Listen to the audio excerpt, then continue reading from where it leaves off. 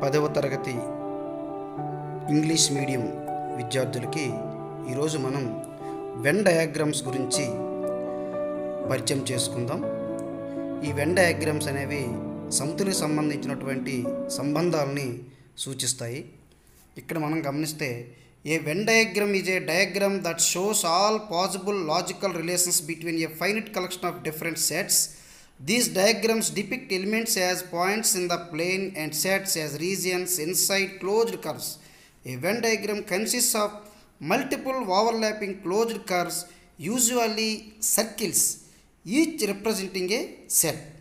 అంటే ఇక్కడ మనం సమితుల్ని మధ్య సంబంధాలని ఆ సమితుల మధ్య సంబంధాలను సూచించడానికి వెన్ డయాగ్రామ్స్ మనం ఇక్కడ ఉపయోగిస్తాము. ఇంకా ఇది ఏ విధంగా ఉంటుందంటే వెన్ డయాగ్రామ్స్ అనేవి ఒకసారి గమనిస్తే when diagrams enable students to organize information visually so they are able to see the relationship between 2 or 3 sets of items. They can then identify similarities and differences. A Venn diagram consists of overlapping circles.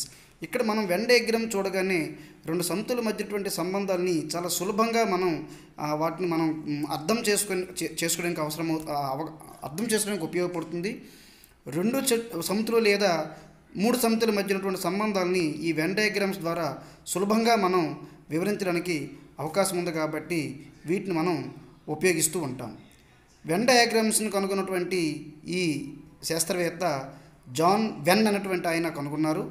మనం ఆయన పేరు మీదే ఇంకా ఎటువంటి kidding లేకుండా ఆయన పేరు మీదే మనం వెన్ చిత్రాలు అనేటువంటి పేరుతో ఈ డయాగ్రామ్స్ని మనం వాడుకోవడం జరుగుతుంది. సో మరొకసారి మీకు మళ్ళీ చెప్తున్నాను, 2 లేదా 3 సమితుల మధ్య ఉన్నటువంటి సంబంధాలని ఒక సర్కిల్స్ ఉపయోగించి ఒకదాని మీద వాటి ఓవర్లాపింగ్ అయ్యే విధంగా ఈ వెన్ డయాగ్రామ్స్ని ఉపయోగిస్తాము. ఇక్కడ ఈ చిత్రం చూడండి, ఇందులో 2 సర్కిల్స్ ఇచ్చాము.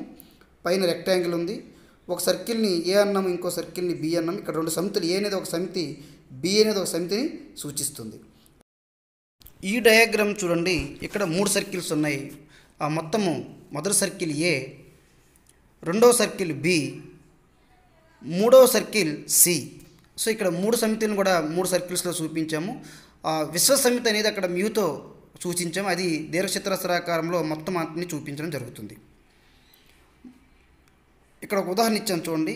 Mu is equal to 1 2 3 4 5 6 7 8 9 10. ఇది ఒక సమితి, విశ్వ సమితి అనుకుందాం మ్యూని.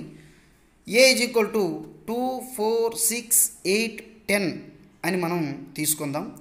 ఇప్పుడు ఈ విశ్వ సమితిలో ఏ సమితిని వెన్ డయాగ్రామ్ ద్వారా ఎట్లా చూపిస్తాం అనేది మనం ఇక్కడ తెలుసుకునే ప్రయత్నం చేద్దాం. మ్యూ సమితిని ఒక దీర్ఘచతురస్రాకార షేప్లో మొత్తంలో రాస్తాం చూడండి. 1 2 3 4 5 6 7 8 9 10 అని తీసుకున్నాము. అంతకు ముందుగా ఉపసమితి ఏం రాసాం అనుకోండి, ఏలో కేవలం 2 4 6 8 10 తీసుకున్నాం కాబట్టి ఏలో ఒక సర్కిల్ తీసుకొని ఆ సర్కిల్లో ఏలో ఉన్నటువంటి ఎలిమెంట్స్ మాత్రమే ఇక్కడ రాయడం జరిగింది. ఏలో ఏం రాసాము, 2 4 6 8 10. మిగిలినటువంటి మూలకాలు 1 3 5 7 9ని ఆ సర్కిల్ బయటను రాసాం. సో ఇక్కడ మ్యూ అనేసరికి ఏమవుతుంది, ఏలో ఉండే ఏ సమితి ఉపసమితి కాబట్టి మొత్తం ఏలో ఉండే మూలకాలు ప్లస్ బయట ఉన్నటువంటి మూలకాలు అన్నింటినీ కలిపి మనం విశ్వ సమితిలో చూపించడం జరుగుతుంది. కాబట్టి ఈ విధంగా మనము ఏ సమితిని విశ్వ సమితి లోపల ఒక సర్కిల్ వేసి కేవలం ఆ సర్కిల్లో మాత్రమే ఏలో ఉండే మూలకాలను సూచించడం జరుగుతుంది. కాబట్టి ఇక్కడ ఏలో ఏం చేస్తామంటే 2 4 6 8 10 ఈ విధంగా మనం సూచిస్తాం. మరొక ఉదాహరణ చూడండి. ఇక్కడ 2 సమితులు తీసుకున్నాము. 2 సమితులు తీసుకుంటే మ్యూలో 1 to 10 ఉన్నాయి. ఇక్కడ ఏ సమితిలో చూడండి, ఇక్కడ బ్లింక్ అవుతుంది చూడండి. ఏ సమితిలో ఏమున్నాయి, ఈ 2 4 6 8 10 ఏ సమితిలో ఉన్నటువంటి మూలకాలు.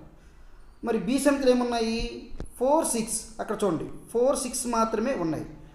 ఇప్పుడు మ్యూలో ఏముంటాయి, ఏలో ఉండే మూలకాలు, బిలో ఉండే మూలకాలు, ఈ సర్కిల్స్ బయట ఉన్న మూలకాలు అన్నీ కలిపి కూడా మ్యూలో ఉంటాయి. కాబట్టి మ్యూలో 10 మూలకాలు ఉంటాయి, బిలో 2 మూలకాలు మాత్రం ఉన్నాయి, ఏలో మొత్తము 5 మూలకాలు ఉన్నాయి. ఇక్కడ చూస్తే వీటిని నేను విడిగా రాశాను. Mu is equal to 1 2 3 4 5 6 7 8 9 10. మరి ఏలో ఉండే ఎలిమెంట్స్ మనం రాస్తే చూడండి 2 4 6 8 10 బిలో ఉండే ఎలిమెంట్స్ కానీ మనం రాస్తే 4 6 ఈ విధంగా ఆ మొదటి ఇచ్చినటువంటి వెన్ డయాగ్రామ్ చూసి మీరు ఆయా సమతుల్లో ఉన్నటువంటి ఎలిమెంట్స్ రాయండి అని మనం అడిగేటప్పుడు ఈ విధంగా రాయడం జరుగుతుంది. మ్యూలో మొత్తం మూలకాలు రాసాము, ఏలోన బీలోన ఈ విధంగా మనం మూలకాలు రాసి చూపించడం జరుగుతుంది. వెన్ చిత్రం చూడగానే ఈ విధంగా మనం ఎలిమెంట్స్ని రాయడం అలవాటు చేసుకోవాలి. ఇంకో ఉదాహరణ చూడండి, ఇక్కడ ఏబి రెండు సమతులు ఇచ్చాము. చూడండి ఏలో ఏ మూలకాలు ఉన్నాయి, ఏబిసిడి చూసుకోండి. అక్కడ ఏబిసిడి ఏలో ఉండే మూలకాలు.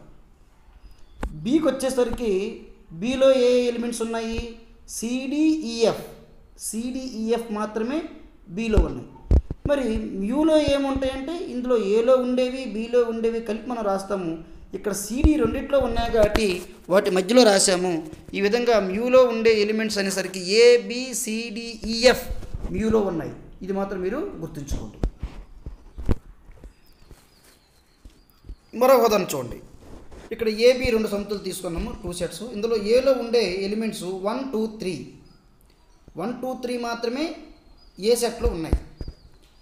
సెట్ బికి వచ్చేసరికి ఏమేమి ఉన్నాయి, సెట్ బిలో చూడండి 1 2 3 4 5 సెట్ బిలో ఉన్నాయి.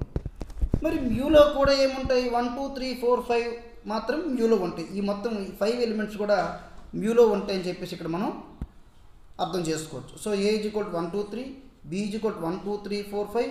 మరి మ్యూలో ఏముంటాయి అంటే మరి మ్యూలో అదనంగా మన సర్కిల్స్ బయట ఎటువంటి ఎలిమెంట్స్ లేవు కాబట్టి మనం మ్యూలో కూడా 1 2 3 4 5 అని మాత్రమే రాయడం జరుగుతుంది. ఈ విధంగా మనం వెన్ డయాగ్రామ్స్ని ఉపయోగించి ఎలిమెంట్స్ని రాయడం లేదా ఎలిమెంట్స్ని ఉపయోగించి వెన్ డయాగ్రామ్ రాయడం జరుగుతుంది.